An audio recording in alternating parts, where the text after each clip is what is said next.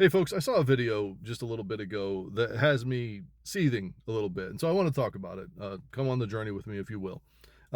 Before I get to that, let me preface this by saying I have been in therapy. I've talked to therapists. I have friends on here that are therapists.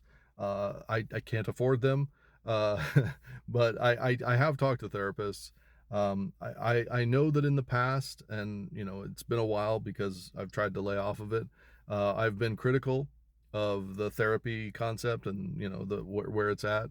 I've been critical of some of these ways of behaving and thinking, and I still will hold to those. And this will be a little critical, but I think that it just needs to be discussed. I think that it's something that's very important. I saw this video of this woman that was very. I'm not gonna. I don't want to be mean, but she was very snooty, very snippy, and she was basically just like, well, it's Men's Mental Health Awareness Month, so men need to get therapy and men need to do this and men need to do that. And I don't get me wrong, I understand why women are fed up with men. I get it. I believe me, I do. I have to deal with them as well. But that's not ever going to help anybody. Like, that's, you're literally like contradicting that. You're not doing anything to help anybody when you approach something as like, well, just go get therapy. Like, just go get it. I know that men don't want to get it, but just go get it. Like that's that rings to me, that sounds in my head as a man the same as somebody saying, well, you have obviously got a problem, you need to go to Christ. Because men don't believe in that, right? Like, men don't have that inclination to want to go talk to a therapist. So when you say you need to go get therapy, that's not selling it, right? That's not helping them. The men that need to go to therapy the most are the men that need perspective. They need to understand something that they don't really have the ability to reach on their own. They need to have somebody come in and essentially put their hand on their shoulder and say, I'm going to walk with you as you go through this emotional journey. That's what they need. But all too often, because of the rush and the boom that therapy went through, there's literally, I'm not exaggerating here, like dime store fucking therapists out there, right? The people that show up in strip malls with six people in little, cubicle booths doing their therapy sessions because they all went to school for it, because at one point in time, not that long ago, it was considered a growth, opportunity.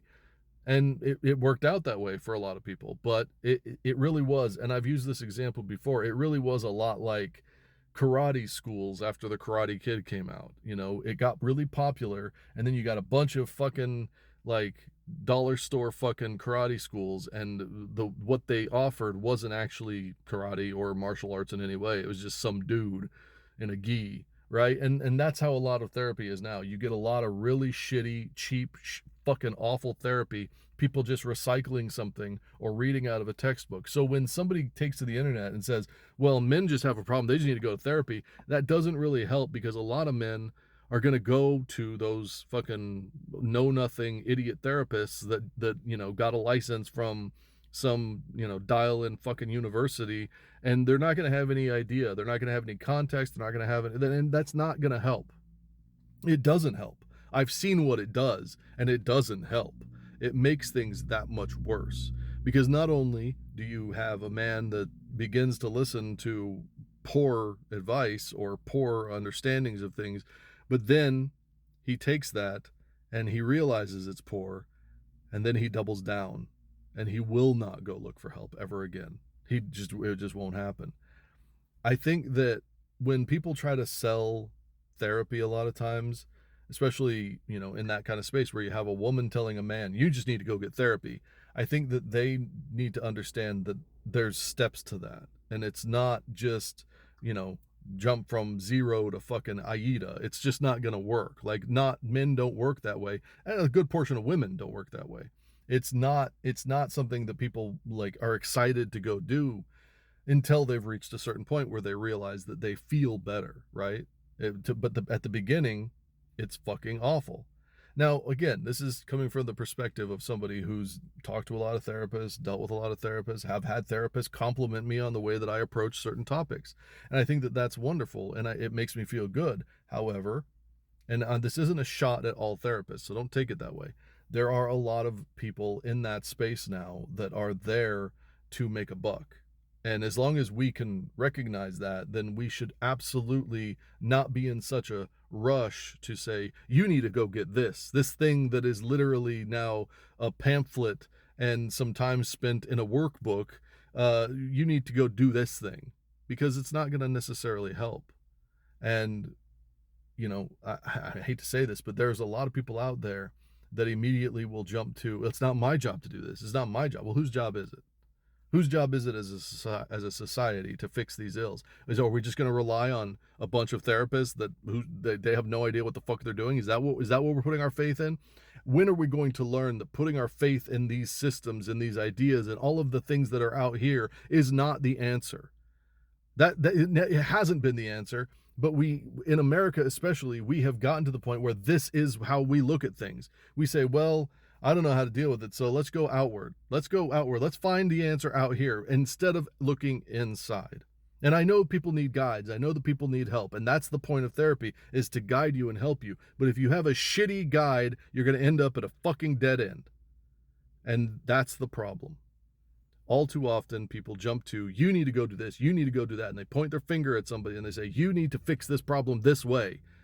And again, it reeks of, you need to go get Jesus, you need to go get this, you need to believe in this, you need to, everybody's so quick to offer up their particular version of how to fix a situation without understanding who they're talking to.